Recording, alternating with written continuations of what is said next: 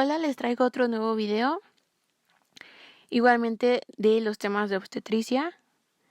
No olviden suscribirse al canal para que cada vez que suba video les llegue la notificación.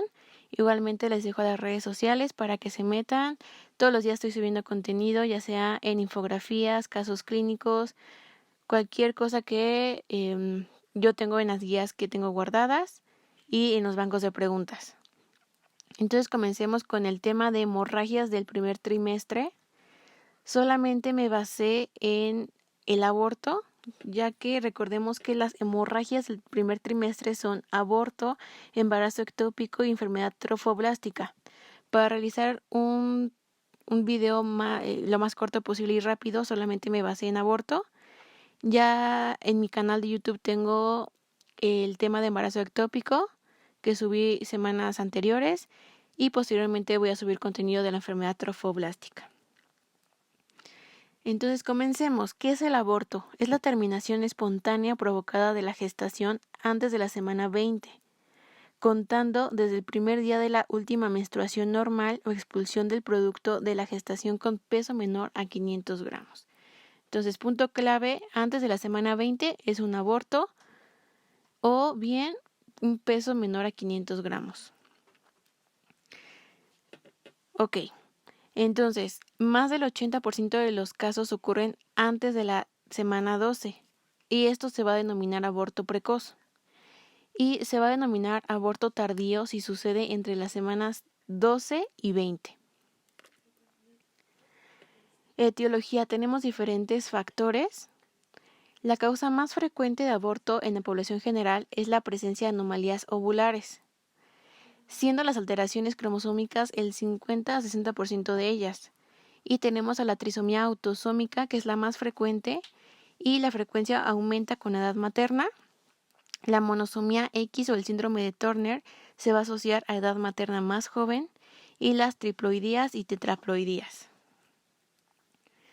Tenemos también a los factores maternos, que suelen ser abortos euploides, y son las infecciones como el TORCH, que incluye a la toxoplasmosis, sífilis, rubiola, citomegalovirus y herpes simple, enfermedades crónicas graves, endocrinopatías como diabetes mellitus no controlada, hipotiroidismo, deficiencia de progesterona, desnutrición grave como el déficit de vitamina A o de ácido fólico, tabaco, alcohol y toxinas ambientales como el arsénico y el plomo. En cuanto a los factores inmunológicos, tenemos a los anticuerpos antifosfolípidos, el anticoagulante lúpico y los anticuerpos anticardiolipina. El tratamiento de estas pacientes que tienen este tipo de factores se puede disminuir con heparina y con ácido acetilsalicílico en bajas dosis. El factor uterino, los factores uterinos serían los miomas, el síndrome de Asherman y malformaciones uterinas. Y la incompetencia cervical es la etiología más frecuente del aborto tardío o de repetición, Y pues como sabemos, la incompetencia cervical se va a producir dilatación indolora del cuello uterino durante el segundo trimestre de la gestación, con prolapso de las membranas, amniorexis y expulsión de un feto inmaduro. No siempre sabemos la causa de esto, pero se puede asociar con traumatismo cervical como la conización. Y el diagnóstico se va a realizar mediante la clínica y los antecedentes de historia previa, ya sea de aborto tardío y dilatación del orificio cervical interno de 2 a 3 centímetros en la exploración física.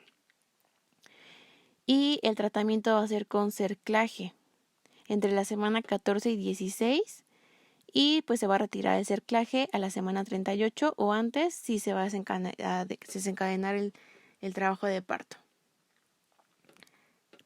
Bien, continuemos. Estos factores de riesgo los menciona la guía práctica clínica, que prácticamente son como el resumen de lo que mencioné anteriormente, que serían las anomalías uterinas anatómicas, los pólipos mayores de 2 centímetros, miomatosis uterina, sobre todo los miomas submucosos, el aborto previo, anticuerpos antifosfolípidos y anticuerpos anticardiolipinas, La edad materna entre 25 y 40 años, anormalidades cromosómicas, descontrol metabólico de diabetes mellitus 1 y 2 y consumo de tabaco, cocaína, alcohol y cafeína.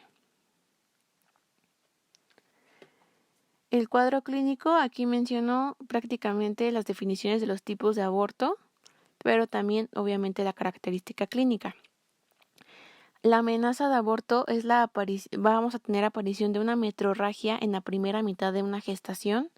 Puede ir acompañada de dolor hipogástrico discontinuo leve.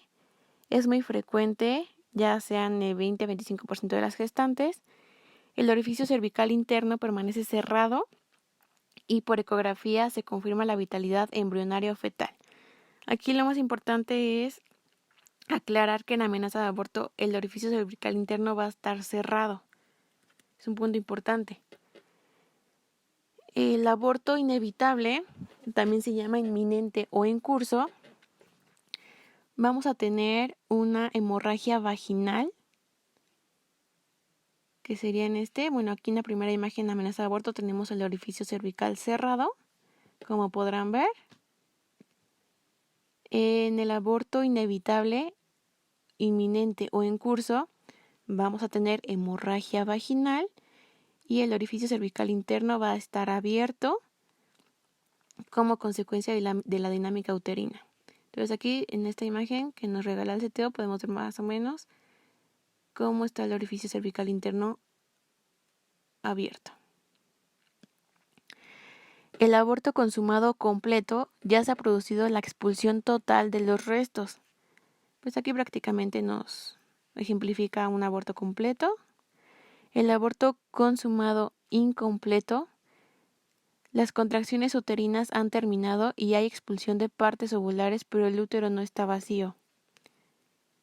Y aquí podemos ver la imagen representativa de que está la hemorragia, pero no se ha expulsado totalmente el contenido dentro del útero.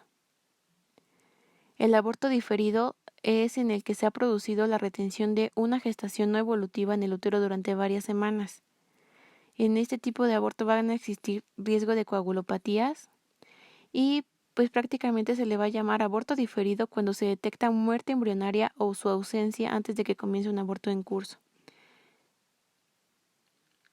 Entonces podemos aquí ver el orificio cervical interno cerrado y la retención de la gestación, que no va a evolucionar. Espero que haya quedado claro, las imágenes lo ejemplifican muy bien. Y seguimos con el aborto recurrente o habitual. En caso de ocurrir 3 o más abortos espontáneos consecutivos o 5 alternos.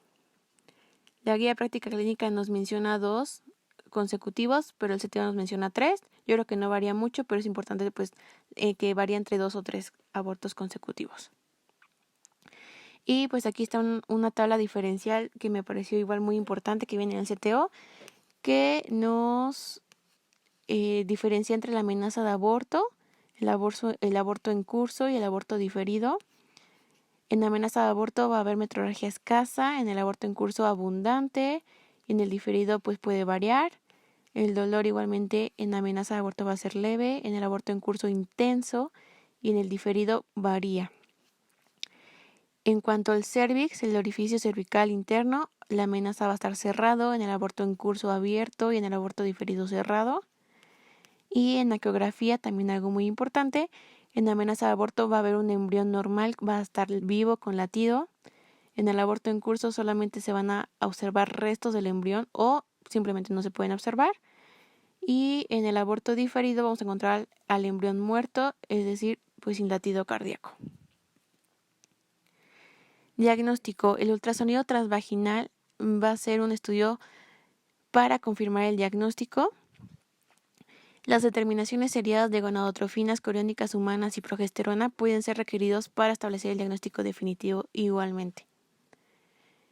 Y pues la gonadotrofina coriónica puede detectarse hasta niveles de 25 unidades internacionales, que va a ser un nivel aproximado a los 9 días de fecundación, y su determinación cada 48 horas es útil para el manejo del aborto, ya que los niveles se duplican en una gestación normoevolutiva y descienden en un embarazo interrumpido.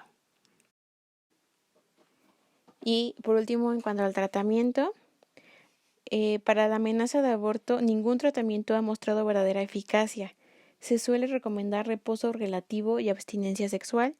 No se ha demostrado que los progestágenos ni los uteroinhibidores tengan ninguna utilidad. En cuanto al aborto, se puede optar por un tratamiento quirúrgico o por una evacuación farmacológica. El tratamiento quirúrgico vamos a realizar un legrado bajo anestesia general y la evacuación farmacológica consta de misoprostol vía vaginal o ya sea vía oral, pero tiene mayor eficacia la vía vaginal y está indicado en gestaciones con menos de 10 semanas.